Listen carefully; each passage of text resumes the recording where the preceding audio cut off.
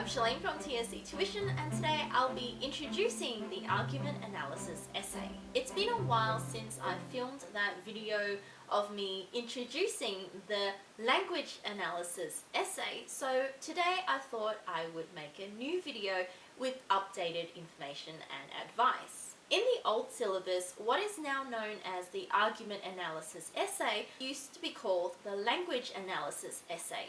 The change in name from language analysis to argument analysis reflects the changes in what the examiners are looking for. In the old language analysis task, students could theoretically get away with writing just about persuasive techniques very generally, and they would probably get a pass. You wouldn't get really great marks for an essay like that.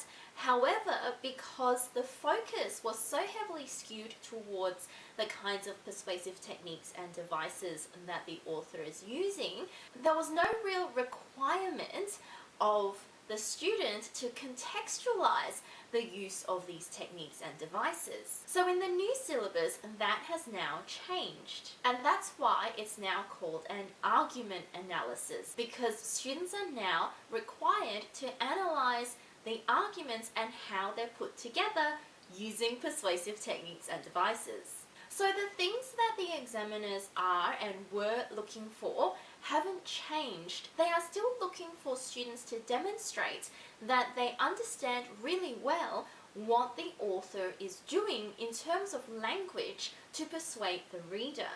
The only thing that's really changed is that the student is now expected to talk about this in context of the argument that we find the use of this language in. So for example, if the student is talking about, say, inclusive language in a body paragraph of the persuasive article, it used to be that the student needed to talk about inclusive language, how it works, what it was meant to be doing, how it was meant to affect the reader, and why. And then now the student is expected to talk about all of that, except the why part of it needs to be connected to an argument, and the student needs to make that connection very clear. So that is, the student needs to talk about why the use of inclusive language is going to help this particular argument.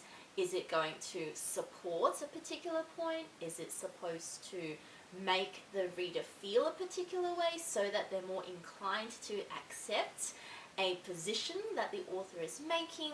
Is it supposed to attack an opposition, etc.? Students who did really well in the old language analysis essay should have no trouble in doing pretty much exactly the same thing in an argument analysis essay and still get really good marks for it.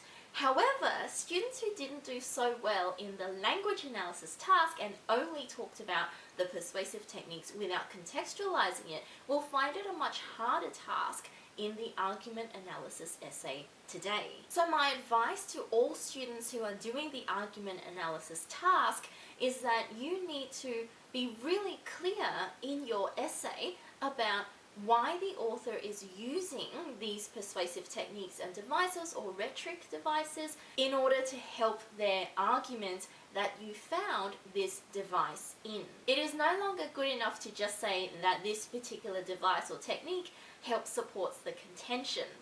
Well, I mean, in the language analysis essay that wasn't really good enough either, but you would pass.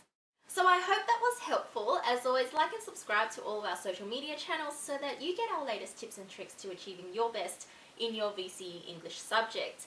And if you'd like to get some one-to-one tutoring, whether online or face-to-face, please contact us and we can send someone to you. Thanks for watching.